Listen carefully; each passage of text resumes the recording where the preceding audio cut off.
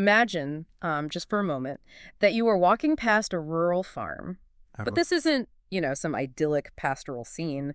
The farm buildings are completely engulfed in flames. Oh, wow. Yeah, and as you walk past the fence line, you're stopping to kind of shield your face from the heat, and you notice a wooden sign. A sign. Yeah, it's been meticulously stenciled, wired carefully to the fence, and it reads, criminals are made, not born. Man, that is a chilling image. I mean, you're looking at total destruction, and right in the foreground is this calculated philosophical statement, Right. basically claiming that society is to blame for whatever just happened here. Exactly. And today we are doing a deep dive into the life of the man who painted that sign. His name was Andrew Kehoe, and well, that burning farm was actually just a diversion. Just a diversion. Yeah, because that sign was the final message left behind by the perpetrator of the deadliest act of mass murder at an American school. It's just so heavy to even think about. It really is. And this didn't happen in our modern era of 24-hour news cycles and digital manifestos. This happened in Bath, Michigan in 1927. 1927. Which really shifts how you have to look at it. Right. So our mission today is to reconstruct the life of this seemingly normal farmer and school board treasurer. We want to figure out how a lifetime of rigid grievances and personal failures culminated in this unthinkable historical tragedy. And to understand the anatomy of a tragedy on that scale, you really have to look at the architecture of the mind behind it. You have to trace the wiring back to the source, essentially. Was there trauma? Was it circumstance? Or some people just carrying an inherent darkness from the start? Well, let's look at his foundation. He was born in 1872 in Tecumseh, Michigan. Grew up in a massive family, one of 13 children. 13. Wow. Yeah, huge family. And he wasn't isolated or uneducated either. He actually went to Michigan State College, what we now know as Michigan State University, to study electrical engineering. And that feels like a crucial detail about how his brain operated, doesn't it? Oh, completely. Because being trained as an electrical engineer at the turn of the 20th century meant learning to think entirely in terms of closed systems. Right, like circuits, switches. Exactly. Cause and effect. You create a controlled environment where input always equals a predictable output. Yeah, very binary. And while he was studying there, he also met his future wife, Nellie Price, who she came from a prominent, wealthy family in Lansing. So after college, he heads down to St. Louis, Missouri to work as an electrician. And here we hit a massive physical and psychological turning point. Yeah, this is huge. In 1911, he suffers a severe head injury from a fall. It was so catastrophic that he was in a coma for 2 weeks. Which is terrifying. A 2-week coma in 1911 is a medical nightmare. Because they couldn't do anything for him, right? Nothing. Modern neurology didn't exist. There was no way to manage intracranial pressure, no way to mitigate swelling in the frontal lobe. They couldn't even assess the long-term cognitive damage. And we know today that severe traumatic brain injury, particularly to the frontal lobe, well, it can drastically reduce a person's impulse control and empathy. While increasing aggression. And paranoia, yeah. So when he finally recovered enough to travel, he moved back home to Michigan to live with his father. But the dynamic at home was incredibly tense. His mother had died while he was away, and his father had remarried a woman named Frances. And Kehoe was not a fan. That is an understatement. He famously despised her. Which leads to September of 1911 and an incident that really tests how we view his brain injury. Right, the stove. Yeah. Frances was trying to light the family stove when it exploded. She was instantly soaked in fuel and her clothes caught fire. Kehoe's reaction was to grab a nearby bucket of water and throw it on her. Oh, man. Now, as anyone who has worked around machinery or combustion knows, throwing water on an oil-based fire? It does not extinguish it. No. It vaporizes the water and spreads the burning oil across a wider area. Frances died from her injuries. And rumors immediately circulated through the community that the stove had been intentionally tampered with prior to the explosion. See, looking at this through the lens of his background, I just can't accept that his response was blind panic. Do you think he knew exactly what he was doing? I mean, he was a trained electrician. He intimately understood fuel, heat, and combustion. Throwing water on an oil fire feels less like a tragic mistake and more like a deliberate action to ensure the fire consumed her. It's a really dark thought. It is, but it makes me wonder if we shouldn't view that 1911 head trauma as a physical switch that turned him into, an impulsive monster. What if it was an event that stripped away his empathy, leaving behind a cold, calculating engineer who just no longer valued human life? Well, that deduction aligns with the mechanics of the event. Yeah. I mean, if he manipulated the stove beforehand, that requires planning, right? Exactly. Patience and a cold understanding of cause and effect. A sudden lack of impulse control would look like a spontaneous physical assault. Like just hitting her or something. Right. Sabotaging a stove and then using a specific chemical reaction water on an oil fire to guarantee a fatal outcome. That points straight to premeditation. It really does. But after this, he attempts to build a socially acceptable life. In 1912, he marries Nellie. By 1919, they decide to buy a 185-acre farm in Bath, Michigan from Nellie's aunt. And this wasn't a small purchase. No, they paid $12,000 for it, which is the equivalent of about $400,000 today. He paid half in cash and took out a mortgage for the rest. So on paper, he's doing well. Yeah, he's basically a gentleman farmer with a massive piece of land. Yet the reality on the ground was very different. Very different. His personality was remarkably rigid. His neighbors noted he was obsessively neat. On a farm? I know, right? If his shirt got even slightly dirty while he was doing basic farm chores, he would stop whatever he was doing in the middle of the day just to go inside and change it. That's exhausting. He demanded a level of sterility that just doesn't exist on a working farm. And he was also completely intolerant of differing opinions. He was getting into constant disputes. He even refused to pay his assessments to the local Catholic Church, ultimately forbidding his wife from attending services. Wow. And his demand for control wasn't just directed at people. There's a documented instance where he literally beat one of his farm horses to death. That is awful. Because it wasn't performing exactly as he wanted. I keep picturing Kehoe as this mechanic trapped in a biological world. That's a fascinating way to put it. Think about it. Machines obey the laws of physics. You wire a circuit correctly and the light turns on every single time. It's a binary, predictable relationship. But a farm is pure chaos. Yeah, animals have their own will and fatigue. Crops depend on unpredictable weather. Neighbors have their own autonomy. Yeah. It seems like his cruelty to the horse and his endless friction with the community was born out of the sheer rage that he couldn't engineer living things the way he could engineer an electrical grid. And that mechanical mindset perfectly explains his bizarre approach to the actual labor of farming. He was, by all accounts, a terrible farmer. Oh, yeah.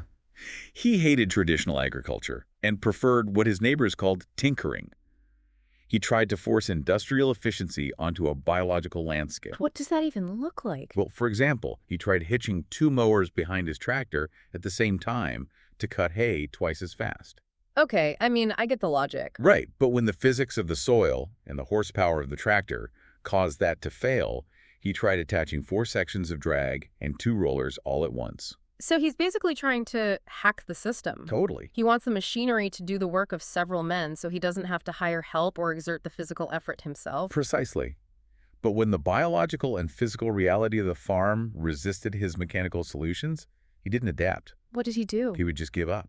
He would literally leave his hay standing in the fields to rot rather than harvest it the traditional way. That is wild. I was actually looking into the psychological frameworks that analysts use to describe this kind of behavior, and there's a specific term that fits Kehoe perfectly. Oh, what is it? A dangerous injustice collector. Ah, yes. So my understanding is that an injustice collector is someone who catalogs every slight, every disagreement, and every failure. But instead of moving on, they nurture those grievances. They hold on to them forever. Exactly. But the dangerous part comes in when their reaction to a perceived wrong is wildly disproportionate to the event itself. That's a highly accurate read on him. For a dangerous injustice collector, if someone disagrees with him, it's not just a difference of opinion. Right. It is a profound, malicious attack on their identity that absolutely must be punished. And because Kehoe couldn't find success, or more importantly, dominance on his failing farm, he needed a new arena to exert his power. Which brings him to local politics. Of course. In 1924, leveraging his reputation for extreme thriftiness, he manages to get elected as the treasurer of the Bath Consolidated School Board. And the irony here is incredibly dark. How so? Well, Kehoe is a man who absolutely despises taxes. He fights against them constantly, yet he aggressively seeks out a tax-funded public office. Yeah, that is contradictory. It's almost as if he wanted to get inside the machine specifically to pull the wires out and stop it from functioning. And he absolutely weaponized his position. You have to remember, the 1920s saw a big push for consolidated schools, closing down small, one-room schoolhouses and building large, central, modernized brick buildings. Right. Bath had just built one, and it required a higher property tax levy to fund it.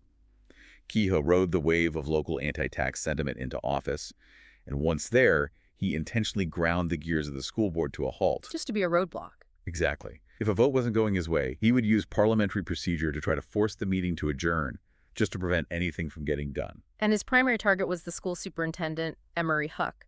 Kehoe relentlessly accused Huck of financial mismanagement, challenging his authority at every single turn. He was obsessed with him. Completely. And Kehoe tasted even more political power in 1925 when he was temporarily appointed as the Bath Township clerk. But it was short-lived. In the spring election of 1926, Kehoe ran to keep the clerk position and was publicly defeated. Which is huge, because for an injustice collector, a public defeat isn't just a political reality. It's an attack. It's a humiliation that demands a catastrophic response. And this public rejection coincided with the total collapse of his private domain.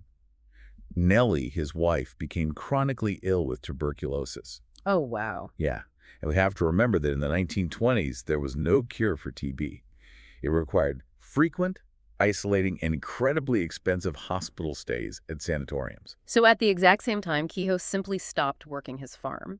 He ceased making his mortgage payments, and the lender began foreclosure proceedings. It's all falling apart. He didn't just stop paying the mortgage either. He stopped paying his homeowner's insurance. A neighbor noticed that Kehoe had ceased all agricultural work entirely and assumed the man was just severely depressed and planning to die by suicide. Just giving up. Yeah, and when you look at this timeline, you see a compounding effect. It's not a single snapping point. It's the public humiliation of the 1926 election loss, combined with the financial ruin of the foreclosure and the loss of his wife's health. Which factor do you think was the real catalyst? I mean, I want to ask you that. What was the true catalyst here? Well, you're touching on the concept of territory, which is vital here. The illness drained his finances, and the farming failures bruised his ego. Right. But the public election loss in 1926 was a formal rejection by the community he felt vastly superior to. Yeah. That rejection likely flipped his internal mechanism from personal despair to outward revenge. Ah, I see. The foreclosure was just the ticking clock that finalized his timeline. He was losing his territory, his farm, his status, his control. And his psychology dictated that if he couldn't have it, and if the community wouldn't bow to him, he would obliterate the entire system. So he applies his obsessive engineering mind to a horrifying final project. But the logistics of this are what truly reveal his mindset. How does a local farmer acquire the massive amount of explosives required for what he was planning? Well, the material he used was primarily something called pyrrolitol. Yeah. After World War I, the U.S. government had massive surpluses of this highly explosive compound, and they repurposed it for agricultural use. They distributed it to farmers on the cheap to help them clear stumps and rocks from their fields. Oh, my God. So Kehoe, being a farmer, was legally acquiring hundreds of pounds of this military-grade explosive over a long period under the guise of farm maintenance. And because he's the school board treasurer, he has keys to the Bath Consolidated School. He has unquestioned access to the building. Unrestricted access. Over the course of months, he methodically planted hundreds of pounds of dynamite and pyrrolitol in the basement, directly under both wings of the school. It's just evil. He was an electrician, he was working at night, crawling through the basement, wiring detonators into the school's infrastructure, or setting up complex battery relays. While living his normal life during the day. Yes. He was attending board meetings, arguing about taxes, looking his neighbors in the eye, all while systematically wiring explosives beneath the floorboards where their children learned. It is a grueling, months-long architectural project of death. He was finally successfully engineering something. He took that same rigid mindset that made him try to hitch 4 drags to a tractor, and he applied it to mass murder. The timeline of May 1927 shows just how cold that engineering was. Between May 16th, when Nellie returned home from one of her hospital stays, and the morning of May 18th, Kehoe murdered his wife. Unbelievable. He moved her body into one of the farm buildings, and then he rigged his own house and farm structures with incendiary firebombs. And on the morning of May 18th, he detonated the firebombs at his farm. As the fire department and neighbors rushed to deal with the burning buildings, the explosives in the north wing of the school detonated exactly as he had timed them. The blast completely destroyed that section of the building. The casualties were devastating, mostly children between the ages of 7 and 14 who were sitting at their desks. But the horrifying reality is that his mechanical system failed to execute his full plan. What do you mean? There were another 500 pounds of explosives wired into the south wing. He He was using a rudimentary timer mechanism, likely rigged to an alarm clock, to close the electrical circuit and trigger the detonator. Oh, no. But the timer malfunctioned. That single mechanical failure prevented the circuit from closing and saved dozens of lives in the South Wing. Thank God for that malfunction. Meanwhile, the community is in absolute shock. They rush from the burning farm to the school, frantically digging through the rubble with their bare hands to pull their children out. And in the middle of this chaos, Kehoe arrives. Yeah. He drives up in his truck. But he hasn't come to witness the aftermath, and he certainly isn't trying to escape. No. His truck was packed with even more dynamite and heavily loaded with metal debris to act as shrapnel. He basically made a car bomb. Exactly. When he pulls up to the devastation, he spots Superintendent Emory Hike, the man he had targeted and accused of financial mismanagement for years. His nemesis. Right. Kehoe calls Hike over to the truck. There's a brief struggle, and then Kehoe fires a rifle into the explosives in the back of his own vehicle. The massive explosion kills Kehoe instantly, it kills Superintendent Hike, and it kills and injures several bystanders, including a young boy who had just survived the initial collapse of the school building. In total, 45 people died and 58 were injured in the Bath school disaster.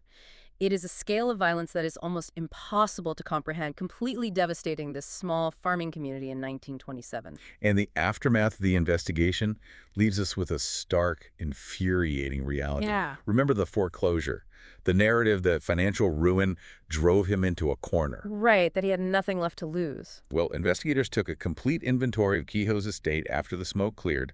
They looked at his assets. They discovered that if Kehoe had simply sold all the unused farm equipment, the extra machinery, and the materials just sitting idle in his barns, it would have easily yielded enough money to pay off his mortgage entirely. Wait, really?